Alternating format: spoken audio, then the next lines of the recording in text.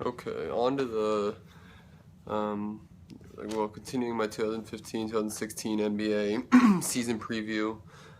I'm doing this one on the Toronto Raptors. Toronto Raptors have been one of the um, more what's the word I'm looking for? Like teams on the rise the last 2 years, and this year ended up stumbling. They had a great season. Kyle Lowry started on the Eastern All-Star team, point guard. Really had a great team, and Wizards just came in and swamped them 4-0 in the first round. I didn't see that coming. I thought that was a 6-7 game series for sure, and I was almost leading Raptors. No, Wizards came in strong. Pierce effect, and Wall is really, top 10, maybe closing in on top 5 in the league. Anyway, but this is about the Raptors, and Raptors. They also kept the core nucleus of their team, really all the key parts. Kyle Lowry, DeMar DeRozan, a stud, basically a 25-point per game scorer. I think he'll be this year. And then they signed DeMar Carroll to a 4-year, $60 million deal from the Hawks, who I think gives them a toughness that they needed to start over Terrence Ross, because they needed that toughness in the middle, in that small forward edge, because Ross is a little soft. DeRozan, good defender, but needed that edge. So they got Lowry, DeRozan, DeMar Carroll, and then they picked up Luis Scola, who was on the Pacers, and I'm not sure if they'll start Luis Scola or Patrick Patterson, and then Jonas Valanciunas, the center, is one of the best young centers in the league.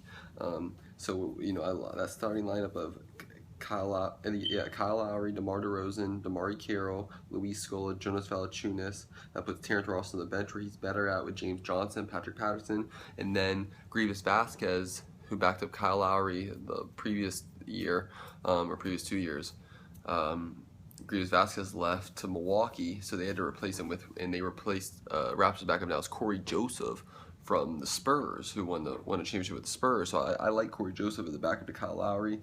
I like Ross back to the bench with DeRozan and Carroll. I like Scola, gives them a power forward shooter, and Patrick Patterson shoots threes. Jonas Valanciunas, James Johnson off the bench again, Corey Joseph. And the thing the Raptors have, one, they've been in that 4-5 seed the last 2 years, so they've been on the brink of really greatness. All their players have been progressing. They made some good moves, again, getting DeMar Carroll, getting Luis Scola, and getting Corey Joseph. Only losing Grievous Vasquez, and Corey Joseph replaces Grievous Vasquez, so really they gained DeMar Carroll and Luis Scola.